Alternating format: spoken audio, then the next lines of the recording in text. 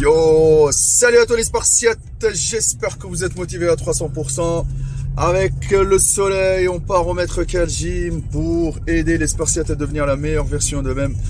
Je me lève chaque matin, les amis, avec une lueur d'espoir et me dire je vais réussir à motiver beaucoup plus de gens à devenir la meilleure version d'eux-mêmes, à ce qu'ils bougent de leur appart, de leur maison, à franchir la porte de la salle pour prendre soin de leur corps. Le bon Dieu nous a donné un corps pour en prendre soin et non le maltraiter, les amis, à 300%. Alors les amis, dans un deuxième épisode, bon, je vais tourner la caméra, je vais la mettre là. Je suis en voiture, les amis. Hop. Il y a le soleil dans la gueule. Alhamdulillah. On est dans une insertion un peu dangereuse. Donc les amis, j'espère que vous êtes motivés à 300%. Aujourd'hui, deuxième épisode après PNL. Vous m'avez demandé des combattants d'MMA. Alors, les combattants d'MMA. Et surtout, ce week-end, il y a eu un gala d'UFC à Paris. D'accord, dans l'aréna à Paris. Et avec le combattant Ciryl Gane qui a gagné, les amis, qui a gagné son combat, sachant que le gars en face, il était hyper chaud patate. D'accord.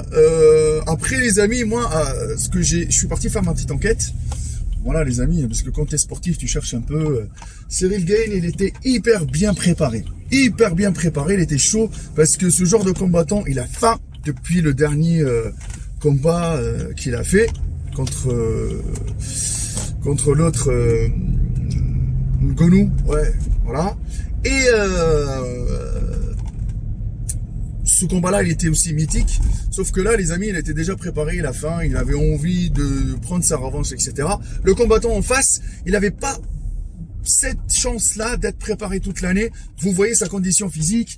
Et autre chose, bon, il a donné le maximum possible de lui. Hein. Attention les amis, hein. Il a mis une patate à Ciryl Gane, qu'il l'a bien encaissé déjà. Parce qu'un bon boxeur, avant tout, c'est quelqu'un qui encaisse bien pour pouvoir se relever et réattaquer pour vaincre. Alors, notre ami Ciryl Gane, ça se voit qu'il est préparé. Parce que quand il a reçu le coup, il était sous le choc, mais s'est réveillé directement pour réattaquer. Et pour pouvoir, voilà, dominer. Celui en face, c'est un fonceur. Même s'il est en son, il tape dedans. Il a des patates quand même. Il faut applaudir la prestation du combattant qui était en face de Ciryl Gane, les amis. Parce que quand tu regardes le match, là, il n'y a pas de trafiqué ou machin. C'est juste, il manquait juste un peu de temps de préparation pour l'adversaire à Ciryl Gane pour qu'il puisse être au même niveau et surtout tenir au niveau cardio et résistance. Parce qu'il pouvait pas, je pense pas qu'il pouvait tenir un round en plus, etc. Et Ciryl Gane, il était chaud pour pouvoir tenir plus de rounds. Et même si il tombait, il pouvait toujours se relever. D'accord? L'autre, il n'arrivait plus à encaisser, mais il a tout donné dès le début. Et sa condition physique, ça s'applaudit. Moi, je pense qu'on lui laisse encore 3 mois de prépa. Ça serait un autre discours. D'accord? Mais ça n'empêche que Ciryl Gane, c'est un monstre. Pourquoi c'est un monstre, les amis? Aujourd'hui, on l'analyse. Quand vous tapez sur Wikipédia, moi j'ai fait ma petite recherche, quand vous tapez sur Wikipédia Ciryl Gane, 1m93, il a 3 cm de plus que moi. Déjà moi, quand je parle avec les autres, les amis, des fois je suis à la salle de sport, je parle avec ceux qui sont 1m60, moi je me rends pas compte que je suis grand, mais quand dans les vidéos je vois que je suis quand même assez grand. Déjà ça impose. Et il fait 112 kilos. 112 kilos, les amis, en poids de lourd. Les gars, il passe pas inaperçu. Après, lui, il a un beau visage. C'est pour ça qu'on l'appelle le bon gamin, etc. Il a un visage quand même de millions. Mais les amis, je peux vous dire que lui, ça doit être un technicien. Celui qui tape, il recule. Il tape, il recule. Jusqu'à ce qu'il te fatigue et par la suite, il te rentre dedans. Et quand tu vois toute la force et la puissance, les amis, t'as pas envie de le faire chier. D'accord? Parce que franchement, par rapport à ses insertions, etc., et on va parler de son physique. Je sais qu'il y en a pas mal qui vont dire que c'est dans le monde de la boxe, il y en a plein qui se dopent. Et il y en a plein qui se dopent dans n'importe quel sport, les amis. Dans la gym, dans l'haltérophilie, dans la boxe, franchement, dans les cyclismes.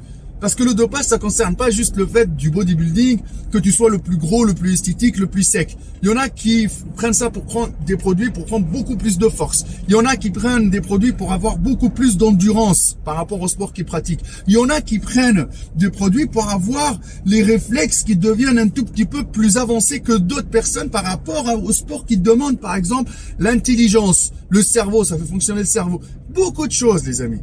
Beaucoup, beaucoup, beaucoup, beaucoup, beaucoup, beaucoup. Mais là, ça, on s'en fout. Mais personnellement, quand je vois le physique de Cyril Gane, c'est quelqu'un qui a une génétique de base, d'accord, d'un métissé, parce qu'il a des origines. Et entre-temps, les amis, c'est quelqu'un qui s'entraîne. Et sur l'ensemble, il n'y a rien qui me choque. Après, oui, parce que le gabarit, tu peux pas dire qu'il a pris des produits par avoir le gabarit d'1m93. D'accord? Mais c'est parce que dans la famille, ils sont grands, c'est la génétique de la famille. Mais le fait que ces insertions ils soient longues, ça doit être ça aurait dû très très dur. 32 ans, il a déjà. Donc, ça doit être très très dur pour ce bonhomme de pouvoir se dire, je vais les remplir. Mais c'est avec le taf, il doit bouffer. Ah oui, il y a une alimentation derrière d'un boxeur. Des fois, il faut qu'il fasse des régimes pour rentrer dans le poids, pour ne pas être en excès, pour ne pas être très très lourd, pour pouvoir être puissant, efficace et pouvoir bouger sur le ring. Il a des bons bras.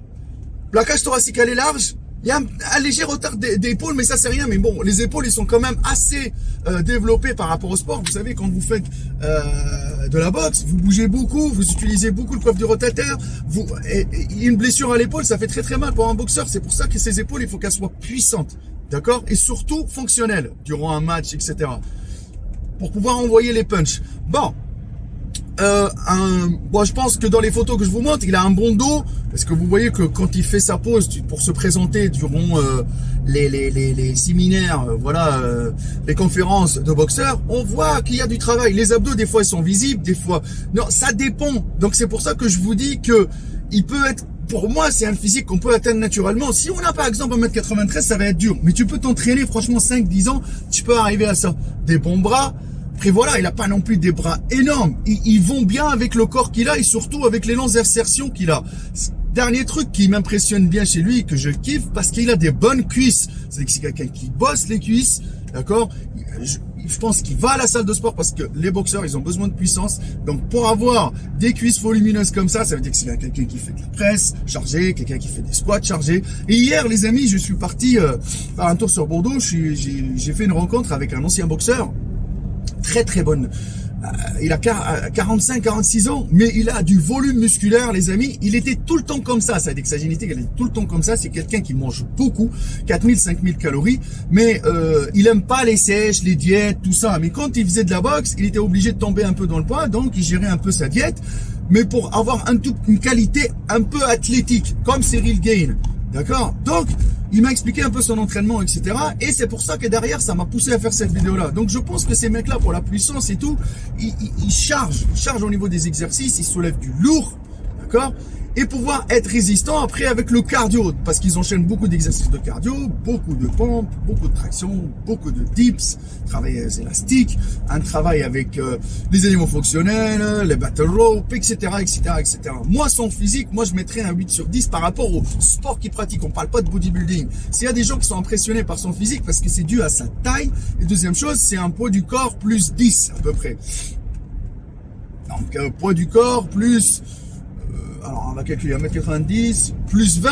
Ouais, mais là, vous allez me dire, oui, mais il y en a plein, les amis, en France qui sont comme ça. C'est juste le fait que c'est le genre de profil que tu croises pas tous les jours à la rue. Mais le truc, c'est que heureusement, parce que c'est leur image, le boxeur qui était en face de Cyril Gane, vous voyez l'image, c'est qu'il était grassouillé parce que c'est son hygiène de vie. Je pense qu'il y a même pas un mois, il était en vacances, en train de boire, fumer, tac tac, machin, et même pas une semaine après, on le propose un contrat, donc il est venu parce qu'il avait besoin d'oseille.